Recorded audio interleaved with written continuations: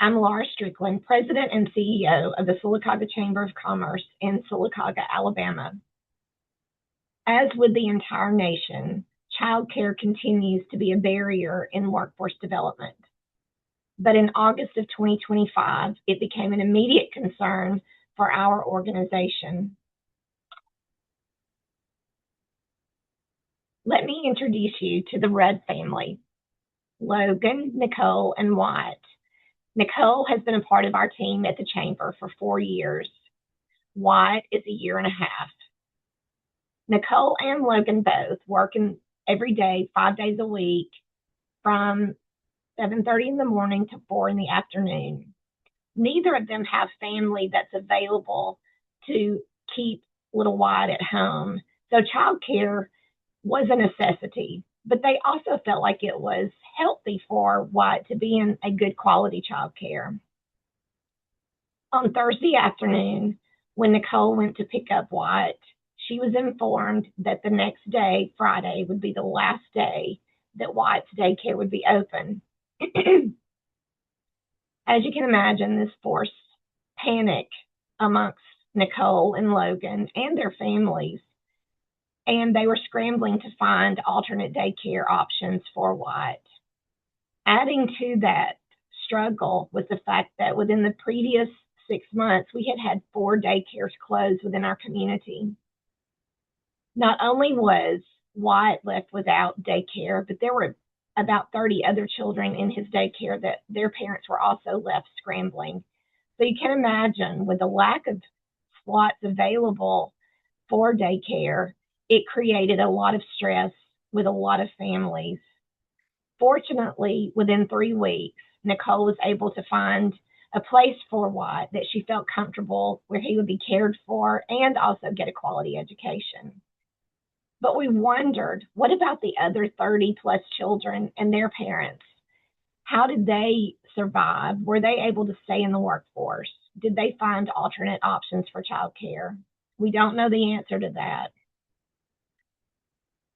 So what happens when a childcare provider does close? Employers lose productivity. Families lose income stability. And the regular workforce shrinks because of an infrastructure that is unstable.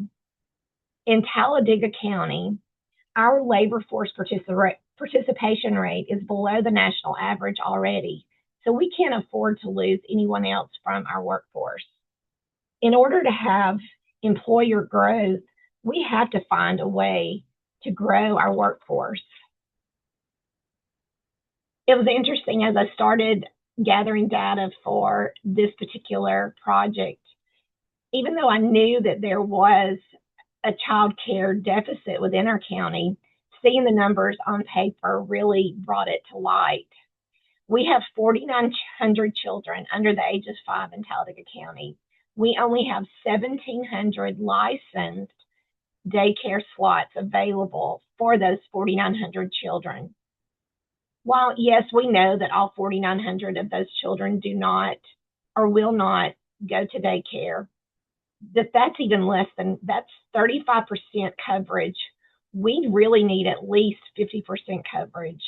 It's really a scary fact when you look at it and just really come to terms with the fact that we don't have enough space for our children. So why does this matter to employers? It increases absenteeism. When parents are out with children, they're concerned about their child's position in a child care facility. It creates absenteeism, which also creates turnover that increases. Shift coverage becomes unpredictable, and overtime costs grow. So childcare is important to attracting young professionals. They want quality childcare. It's hard to leave your child in subpar conditions. Even when you know they're really good, nothing ever quite meets our expectations as parents. And we also know that education begins in early child care centers. The quality that we need there is important to the learning process. So our vision for the role that the Sylacauga Chamber can play is we have got to play a role in creating affordable and accessible childcare. We need childcare centers to also be sustainable. A stronger workforce is going to make our region competitive for future growth, and this is a key component of this project. We have strategic goals that we have come up with to really make an impact on the childcare industry.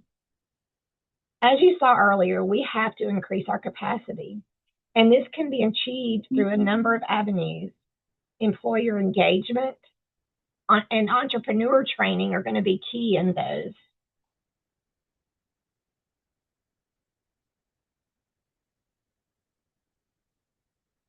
Our first pillar is education and navigation. We're real excited. We've begun discussions already with our state's DHR Child Care Division to host workshops, providing key information for making an informed decision about whether to pursue childcare as a business. We know there is a market demand, but we have to make childcare sustainable with a sound business plan. We're fortunate that in the state of Alabama that we have credentialing opportunities through our K-12 system, as well as our community college. Some of those training opportunities and credentials are available at no charge, which is amazing. So this is going to be key in providing quality workforce, having that credentialing to support the daycare centers and provide that quality education and care for our children. We also have in the state of Alabama a child care tax credit that is available to employers, which can provide subsidies to the employees as a pass-through. But that would be completely up to the employer as to how they manage that tax credit. This tax credit is also available to child care providers through a tax credit based on quality stars, based on their quality of care that they're providing. Again, these savings could be passed along or utilized for staff expansion or facility expansion, adding to the quality of care that our children are receiving. We have to educate our employers and child care centers on these opportunities and get them engaged with each of these. We will be setting goals to measure our success based on a variety of factors, both at the local and the state level. We can look at workshops attended, business license issued, just really monitoring how many slots are added to the offering within our county. We've got to increase the number from 1,700. We've got to monitor closures as well and really ask some key questions as to why they closed. Monitoring the use of the tax incentive at the state level is going to be key. That particular tax credit incentive has only been in effect for a year, so we're just now getting to see the usage from 2025, but we want to play an integral role in communicating the performance of that tax credit to our employers. See the awareness along with employees as an opportunity to measure success, and ultimately seeing our workforce participation rate increase. Childcare is not just a social issue, it is a workforce infrastructure issue. As a conveyor and connector, it's our role as a chamber to create awareness along with opportunities for resolution and connecting resources to achieve a positive outcome. And we're excited to have the Sylacauga Chamber of Commerce play a role in that and to bring light to the child care issues to all of our elected officials and community leaders so that we can collaborate and make an impact on the child care culture of our county and our communities within that county. Thank you again for this opportunity to serve in this fellowship. It has been truly an honor, and I look forward to future opportunities and reporting the success of our child care